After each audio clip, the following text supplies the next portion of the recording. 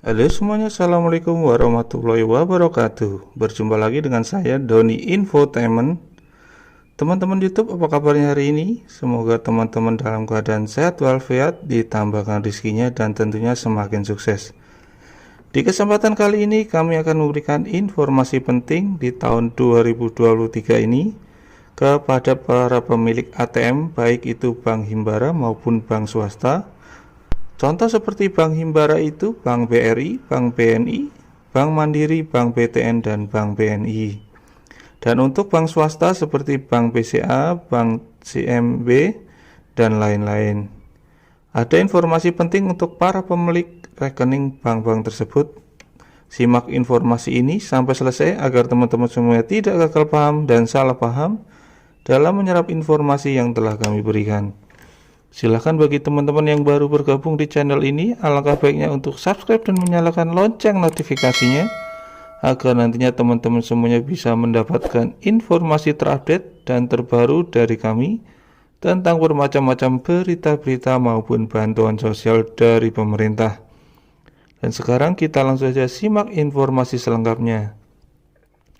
Jika teman-teman semuanya sering melakukan penarikan saldo di mesin ATM, walaupun pihak bank sudah memberikan keamanan berlapis-lapis kepada nasabahnya, namun tidak dipungkiri kita jangan sampai lalai dalam menjaga data-data perbankan.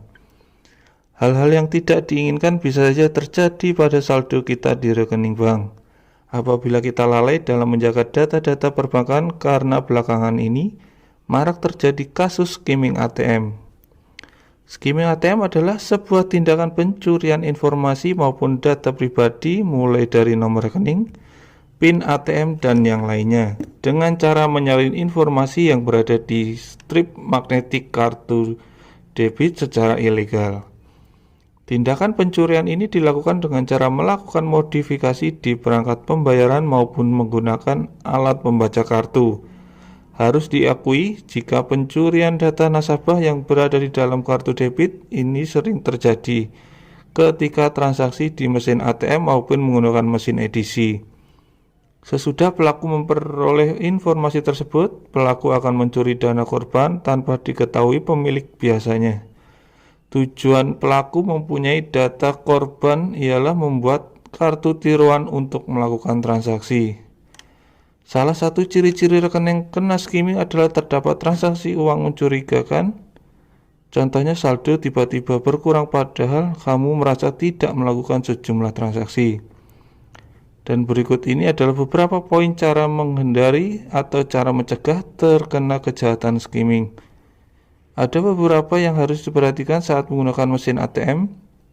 Yang pertama, gunakan mesin ATM yang cenderung ramai atau rutin dijaga petugas bank. Pastikan mesin ATM dalam kondisi baik, lalu curigai kondisi mesin ATM seperti slot kartu goyang, kartu macet saat masuk atau keluar, hingga tombol ATM longgar. Tutup tangan dengan benar saat pencet PIN ATM. Ganti PIN ATM secara berkala. Berhati-hati saat meminta bantuan orang di sekitar ATM. Selain kejahatan skimming ATM, banyak juga kejahatan-kejahatan yang dilakukan oleh para pelaku kejahatan melalui ponsel atau internet. Dikutip dari CNBC Indonesia, ada beberapa modus yang digunakan oleh para pelaku kejahatan.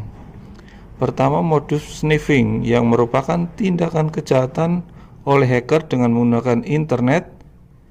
Modus ini untuk mencuri data dan informasi penting seperti username, password m-banking, informasi kartu kredit, hingga password email. Salah satu contohnya adalah pelaku akan berpura-pura menjadi kurir paket. Mereka akan berikan informasi palsu melalui WhatsApp dan membuat tampilan bentuk file yang disebutnya sebagai foto untuk dibuka. Ternyata foto tersebut adalah sebuah aplikasi berbahaya. File APK yang dikirimkan ini jika diunduh akan melakukan sniffing atau mengambil data dan informasi di ponsel korban secara ilegal yang digunakan untuk mengambil alih dan menguras rekening. Tips menghindarinya yaitu jangan sembarangan unduh file yang dikirim melalui SMS, WhatsApp, atau email. Cek aslian telepon, SMS, atau WhatsApp jika ada call center perusahaan yang menghubungi. Dan terakhir, unduh aplikasi resmi di App Store dan Play Store atau aplikasi perusahaan. Soceng. Selain sniffing, ada juga modus social engineering atau soceng. Pelaku mendapatkan informasi data pribadi atau akses yang diinginkan dengan cara mengelabui atau memanipulasi korbannya. Soceng menggunakan manipulasi psikologis dengan mempengaruhi pikiran korban melalui berbagai cara dan media yang persuasif dengan cara membuat korban senang atau panik sehingga korban tanpa sadar akan menjawab atau mengikuti instruksi pelaku. Jelas Otoritas Jasa Keuangan atau OJK dalam keterangan resminya beberapa waktu lalu. Dari modus ini pelaku dapat mengetahui data pribadi seperti username aplikasi, password, PIN, MPIN, kode one time password atau OTP, serta nomor kartu ATM, debit ataupun kredit. Pelaku juga biasanya akan meminta informasi seperti CVV atau CVC dan juga nama ibu kandung. OJK juga menjelaskan terdapat 4 modus soceng yang digunakan pelaku. Simak informasi berikut ini. Untuk yang pertama, info perubahan tarif transfer bank. Modus ini pelaku akan menyamar sebagai pegawai bank. Mereka akan mengonfirmasikan adanya perubahan tarif transfer pada korban. Korban diminta mengisi link formulir yang meminta data pribadi seperti PIN, OTP, dan password. Yang kedua, tawaran jadi nasabah prioritas. Modus lainnya menawarkan upgrade jadi nasabah prioritas. Korban akan diminta memberikan data pribadi seperti nomor ATM, PIN, OTP, nomor CVV atau CVC, dan password. Yang ketiga, akun layanan konsumen palsu. Untuk modus ini, penipu membuat media sosial palsu mengatasnamakan sebuah bank. Mereka akan muncul saat masyarakat menyampaikan keluhan layanan bank tersebut. Mereka akan menawarkan bantuan menyelesaikan keluhan tersebut. Masyarakat akan diarahkan pada website palsu atau meminta nasabah memberi data pribadi. Dan untuk yang keempat, tawaran jadi agen laku pandai.